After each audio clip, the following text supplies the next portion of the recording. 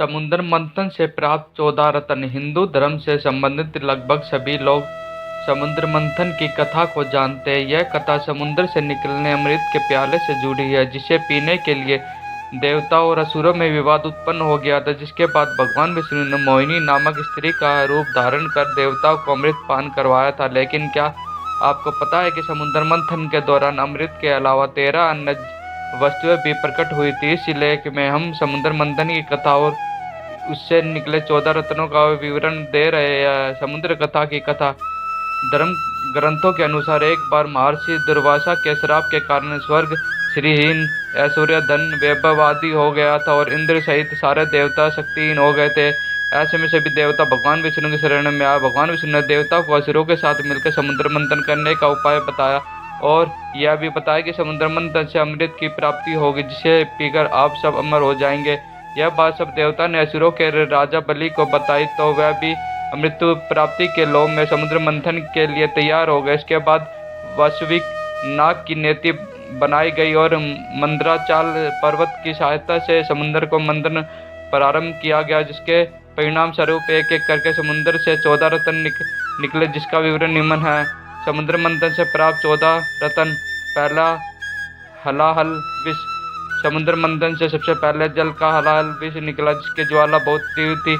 हलाहल विष की ज्वाला से सभी देवता तथा दैत्य जलने लगे और उनकी चमक फीकी पड़ने लगी। इसी पर सभी ने मिलकर भगवान शंकर की प्रार्थना की। देवता तथा असुरों की प्रार्थना पर महादेव शिव उस विष को हथेली पर रखकर उसे पी गए, किंतु देवी पार्वती ने विष को उनके कंठ से नीचे नहीं उतरने दिया। अतः हलाहल विष के प्रभाव से शिव का कंठ नीला पड़ गया, इसलिए महादेव को नीलकंठ भी कहा जाता है। हलाहल विष को पीते समय शिव की हथेली से थोड़ा सा विष पृथ्वी पर टपक गया, जिसे सांप, बिच्छू आदि विषैले जंतुओं से ग्रहण कर लिया।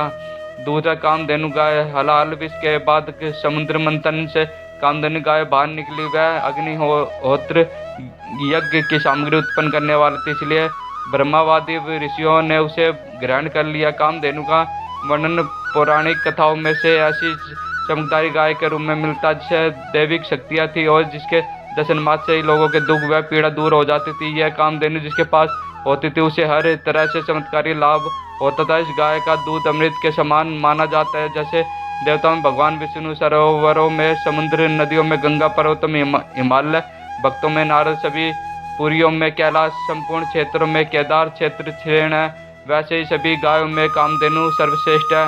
तीसरा, उच्च सरवा घोड़ा। समुद्र मंथन के दौरान 13 नंबर पर उच्च सरवा घोड़ा निकला। पुराणिक ग्रंथ और हिंदू मान्यताओं के अनुसार इसे देवराज इंद्र को दे दिया गया। उच्च श्रेवा के कई अर्थ है, जैसे जिसका यश ऊंचा हो, उसके कान ऊंचे हो, उसका जो ऊंचा सुनता हो। उस घोड़े का रंग श्वेत सफेद था। उच्च वेश्वा का पोषण अमृत से होता था और इसे घोड़े का राजा कहा जाता है। ऐरावत हाथी। समुद्र मंथन के दौरान चौथे नंबर पर ऐरावत हाथी निकला। ऐरावत देवताओं के राजा इंद्र के हाथी का नाम है। समुद्र मंथन से प्राप्त रत्नों के बंटवारे के समय ऐरावत को इंद्र को दे दिया गया। ऐरावत को शुक्ल वर्ण और तार दांतों वाला बताया गया। रत्नों के बंटवारे के समय इंद्र ने इस दिव्य गुण युक्त हाथी को अपनी सवारी के लिए ले लिया, इसलिए इसे इंद्र हस्त अथवा इंद्र कुंजर भी कहा जाता है।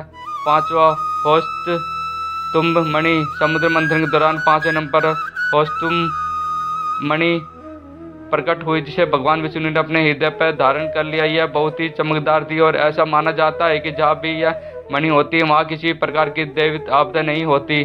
छठा, कल्प वृक्ष। समुद्र मंथन के दौरान 6ठे नंबर पर कल्प वृक्ष प्रकट हुआ। हिंदू पौराणिक कथाओं के अनुसार यह वृक्ष सभी इच्छाओं की पूर्ति करने वाला वृक्ष था। देवता के द्वारा इसे स्वर्ग में स्थापित कर दिया गया। ऐसे पौराणिक ग्रंथों में कल्प वृक्ष को कल्पद्रुम एवं कल्पतरु के नाम से संबोधित किया गया।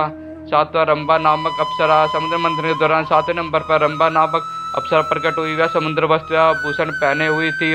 उसकी चाल मन को लुभाने वाली थी। यह स्वयं ही देवताओं के पास चली गई। बाद में देवता ने रंभा को इंद्र को सौंप दिया, जो उनके सभा की प्रमुख नृत्या यंगना बन गई। 8वां, देवी लक्ष्मी। समुद्र मंथन के दौरान 8वें नंबर पर देवी लक्ष्मी प्रकट हुई। शिक्षा सिर समुद्र से जब देवी प्रकट हुई, तब वह खिले हुए श्वेत कमल के आसन पर विराजमान थी। उनके श्रेय अंगों के दिव्य कांति निकल रही थी और उनके हाथ में कमल था। देवी लक्ष्मी को देखकर हम असुर, देवता, ऋषि आदि सभी जानते थे कि लक्ष्मी उन्हें मिल जाए, लेकिन लक्ष्मी ने स्वयं भगवान विष्णु का वर्ण कर लिया। 9 बार वारुणी अर्थात मंदिरा समुद्र मंथन के दौरान 9वें नंबर वारुणी प्रकट हुई। भगवान विष्णु की अनुमति से इसे दैत्यों ने ले लिया। वास्तव में वरुणी का अर्थ मंदिरा है। यह कारण है कि दैत्य हमेशा मंदिरा में डूबे रहते हैं। 10वां चंद्रमा समुद्र मंथन के दौरान 10वें नंबर पर चंद्रमा प्रकट हुए, जिन्हें भगवान शिव ने अपने मस्तक पर धारण कर लिया। 11वां पराजात वृक्ष समुद्र मंथन के 11वें नंबर पर पराजात वृक्ष प्रकट हुआ। इस वृक्ष की विशेषता यह है कि इसे छूने से ही थकान मिट जाती है। यह वृक्ष भी देवता के हिस्से में चला गया। 12वां पंचजन्य शंख समुद्र मंथन के दौरान 12वें नंबर पर पांचजन्य शंख प्रकट हुआ। इसे भगवान विष्णु ने अपने पास रख लिया। इस शंख को विजय का प्रतीक माना गया। साथ ही इनकी धवन को भी बहुत ही शुभ माना गया है। विष्णु पुराण के अनुसार माता लक्ष्मी समुद्रराज की पुत्री है तथा शंख उनका सहोदर भाई है। यह भी मानता है कि जहाँ शंख है वहीं लक्ष्मी का वास होता है। इन्हीं कारणों से हिंदुओं द्वारा पूजा के दौरान शंख को बजाया जाता है। 13वां भगवान धन्वंतरी समुद्र मंथन के दौरान सबसे अंत में हाथ में समुद्र अमृतपूर्ण स्वर्ण कलश लिए श्याम वर्ण चतुर्भुज रूपी भगवान धन्वंतरी प्रकट हुए। अमृत विवरण के पश्चात देवराज इंद्र की प्रार्थना पर भगवान धन्वंतरी ने देवताओं के वध का पद स्वीकार कर लिया। यह अमरावती उनका निवास स्थान बन गई। बाद में यह जब पृथ्वी पर मनुष्य रोगों से उत्पन्न पीड़ित हो गए तो इंद्र ने धन्वंतरी जी से प्रार्थना की पृथ्वी पर अवतार ले। इंद्र की प्रार्थना स्वीकार कर भगवान धन्वंतरी ने काशी के राजा दिवोदास के रूप में पृथ्वी पर अवतार धारण किया। इसके द्वारा रचित अवतरित सहित आयुर्वेद का मूल ग्रंथ है। आयुर्वेद के आदि आचार्य श्रुत मुनि ने धन्वंतरी जी से इस शास्त्र का उपदेश प्राप्त कर लिया था। 14वां अमृत समुद्र मंथन के दौरान प्रकट होने वाला 14वां अमृत रत्न अमृत था। अमृत का शताब्दी अर्थ अमृता है।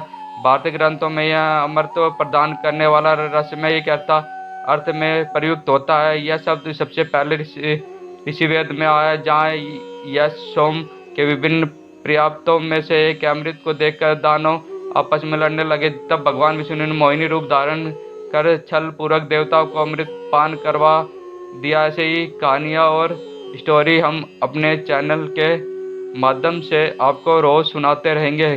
कृपया करके हमारे चैनल से जुड़े रहने के लिए हमारे चैनल को like, share, comment and subscribe जरूर करें।